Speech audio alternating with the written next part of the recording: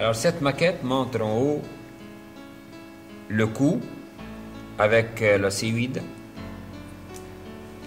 la membrane thyroïdienne, le cartilage thyroïde avec l'incisure thyroïdienne et l'éminence thyroïdienne, le muscle cricothyroïdien,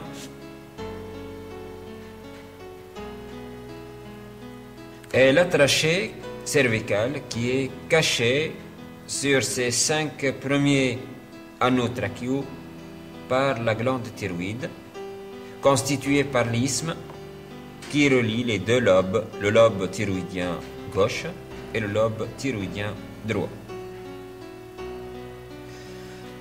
Latéralement par rapport à la trachée, on voit l'artère carotide primitive ou commune, remarquant qu'elle ne donne aucune collatérale sur son trajet jusqu'au niveau de la 4e vertèbre cervicale. Et elle va donner 2 terminales importantes, l'artère carotide externe et l'artère carotide interne qui va continuer son trajet vers le haut en se dirigeant vers le rocher au niveau de la base du crâne. Latéralement par rapport à l'artère carotide primitive et interne, on a la veine jugulaire interne qui reçoit au niveau de la 4e vertèbre cervicale, derrière l'extrémité de la grande corne de la thyroïde, le tronc thyro-lingo-facial.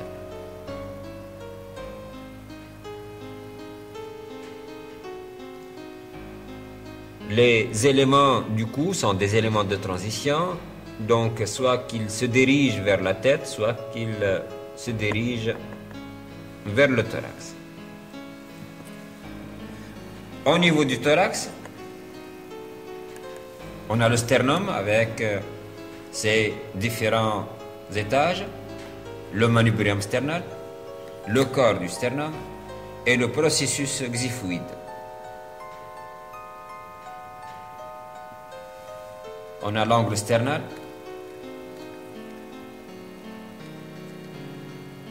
angle plus ou moins marqué entre le manubrium et le corps sternal. Pour les côtes, donc les côtes ne s'articulent pas directement avec le sternum. Donc il y a une baguette cartilagineuse, c'est le cartilage costal. Il y a des cartilages qui sont propres à la côte, ce sont les vraies côtes qui ont ce type de cartilage. Et des cartilages communs aux côtes, constituant un arc, c'est l'arc cartilagineux costal.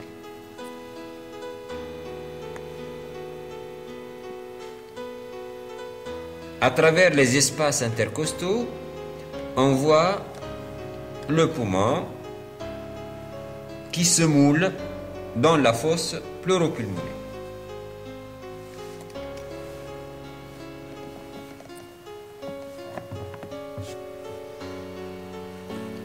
Alors, si on décrit l'intérieur du thorax, on va trouver 2 fosses pleuropulmonaires. Une fosse pleuropulmonaire droite, une fosse pleuropulmonaire gauche, occupée par le poumon et sa plèvre. Et les 2 fosses sont séparées par le médiastin.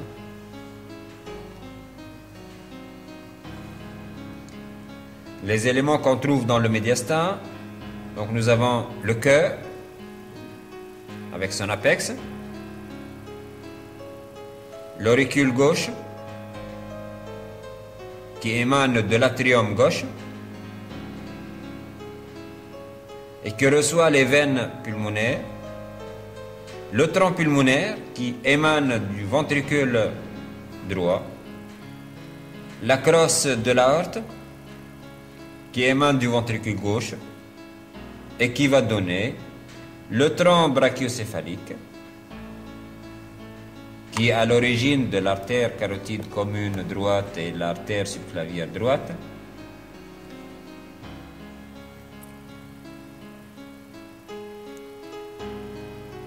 la carotide primitive gauche et l'artère subclavière gauche.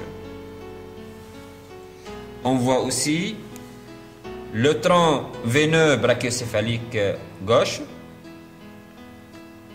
qui résulte de la confluence de la veine jugulaire interne et de la veine subclavière. Le tronc brachiocéphalique droit, court, légèrement vertical, qui résulte de la confluence de la veine jugulaire interne droite et de la veine subclavière droite. Ces troncs veineux brachiocéphaliques confluent pour donner la veine cave supérieure, laquelle aboutit au pôle supérieur de l'atrium droit. Dans la fosse pleuropulmonaire, donc, nous avons le poumon droit qui est enveloppé subtotalement par la plèvre, sauf au niveau de la face médiale.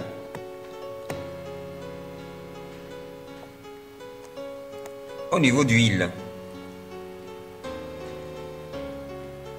La surface pleurale est plus importante que la surface pulmonaire, de la sorte à avoir des résuscitus de la plèvre.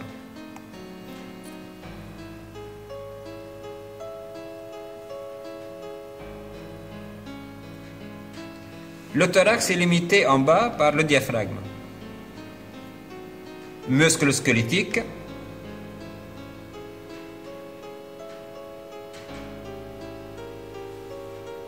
responsable de la respiration, au-dessous duquel on trouve les organes de l'abdomen, à savoir le foie, qui a un rapport intime avec le diaphragme, et qui se constitue par 4 lobes, un lobe volumineux droit, un lobe effilé gauche, aplati du haut en bas, un lobe carré antérieur et un lobe codé postérieur. Alors, le cœur a une forme pyramidale à base postérieure et médiane. Et le sommet se dirige vers le 5e espace intercostal gauche. On lui décrit 2 compartiments, un compartiment ventriculaire antérieur et un compartiment atrial postérieur.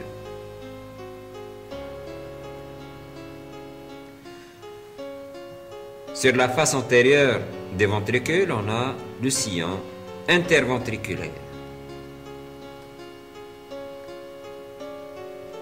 C'est un sillon plus marqué sur la face antéro-supérieure. Nous avons le sillon atrioventriculaire. C'est l'étranglement qui sépare les ventricules des atriums.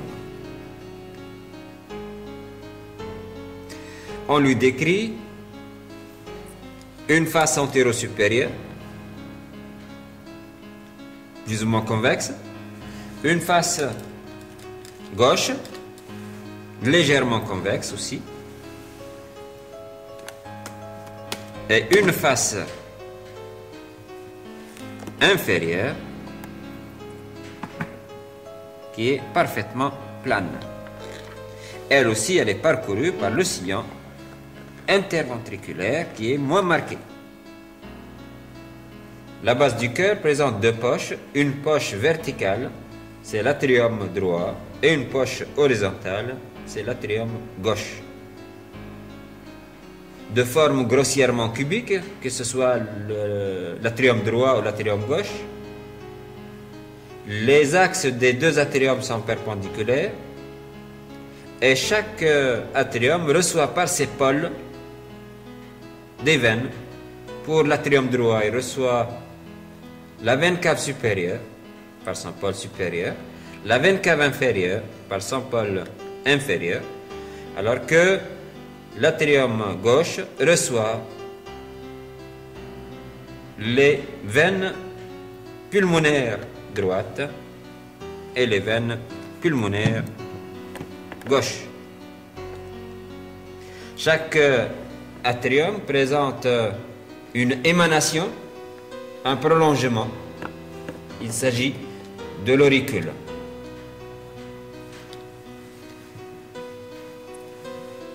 L'auricule droite et l'auricule gauche.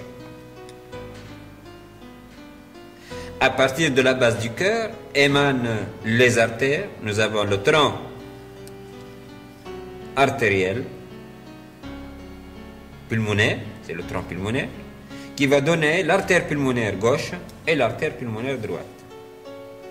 Nous avons aussi l'aorte qui se présente à ce niveau-là par une courbure qui est la crosse de l'aorte, qui va donner le tronc brachiocéphalique, l'artère carotide commune gauche, l'artère subclavière. Elle va donner en descendant donc l'artère bronchique, l'artère responsable de l'irrigation des poumons, et par la suite les artères intercostales à partir de la 5e ou la 4e artère intercostale, donc qui va parcourir le 5e ou le 4e espace intercostal, gauche et droit bien sûr. La configuration interne du cœur, par une coupe horizontale, on voit les cavités du cœur, des cavités larges à parois minces, ce sont les atriums, et des cavités pyramidales à parois épaisses, ce sont les ventricules. Les atriums sont séparés par le septum interatrial, septum qui est mince et aminci par la fosse naviculaire.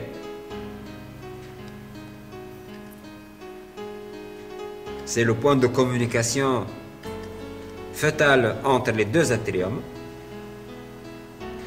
Au niveau de l'atrium droit, on a l'orifice supérieur de la veine cave supérieure,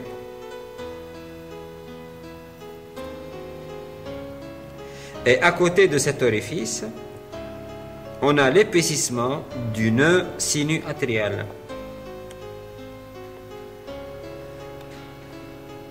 Près de son abouchement dans le ventricule, on trouve l'orifice du sinus coronaire.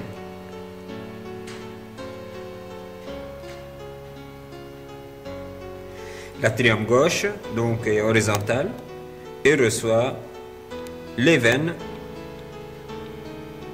pulmonaires. Le ventricule, donc de forme pyramidale, c'est lui qui donne la forme du cœur,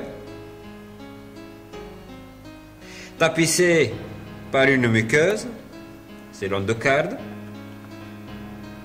et cette muqueuse se replie au niveau de l'orifice de communication entre l'atrium et le ventricule, c'est l'orifice atrioventriculaire, pour donner les valvules atrioventriculaires. Ces valvules atrioventriculaires sont au nombre de deux, une valvule atrioventriculaire gauche et la valvule atrioventriculaire droite. La droite s'appelle la valvule tricuspide, puisqu'elle présente trois volets. Un volet inférieur, un volet antérieur et un volet médial ou septal. Au niveau de l'orifice atrioventriculaire gauche s'implante la valvule mitrale qui se constitue par deux volets, un volet postéro-latéral et un volet antéro-septal. Chaque valvule présente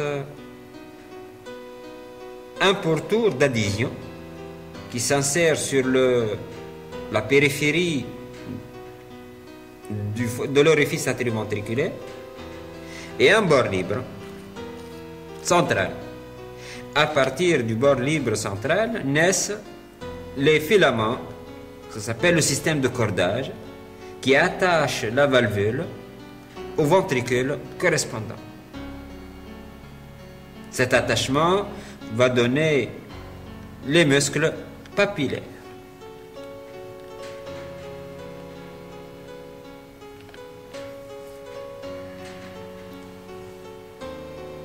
Par sa mise en place, le système de cordage divise la cavité ventriculaire en deux chambres. Une chambre centrale entourée par le système de cordage, c'est la chambre de remplissage du ventricule. Et à la périphérie, on a la chambre de chasse qui va communiquer avec l'artère correspondante, que ce soit le tronc pulmonaire du côté droit ou l'aorte du côté gauche.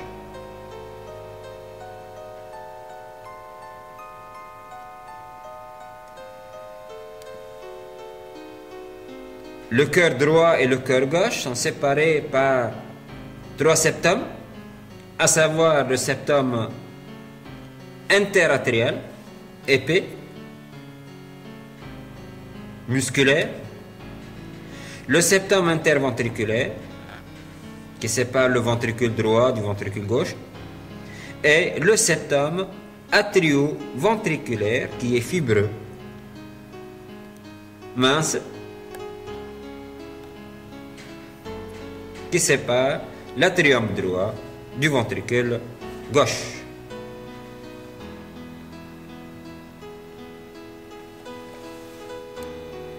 L'orifice de chaque artère, que ce soit le tronc pulmonaire en avant ou l'aorte en arrière,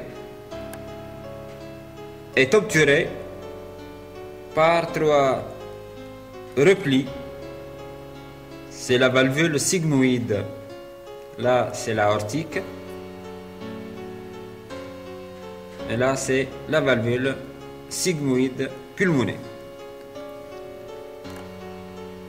L'irrigation du cœur est assurée par les artères coronaires. L'artère coronaire gauche et l'artère coronaire droite. L'artère coronaire gauche, donc, elle naît de la face antéro-latérale gauche de l'aorte et chemine en se circonscrivant le col du cœur et en se divisant en artères interventriculaires et en artères circonflexes.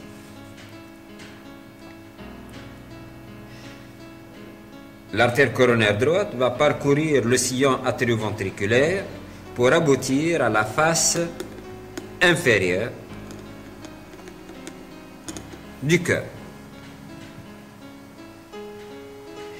Le drainage veineux est assuré par les veines coronaires,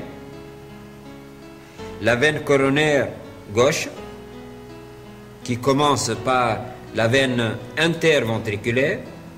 Elle circonscrit le col du cœur, passe au-dessous par rapport à l'atrium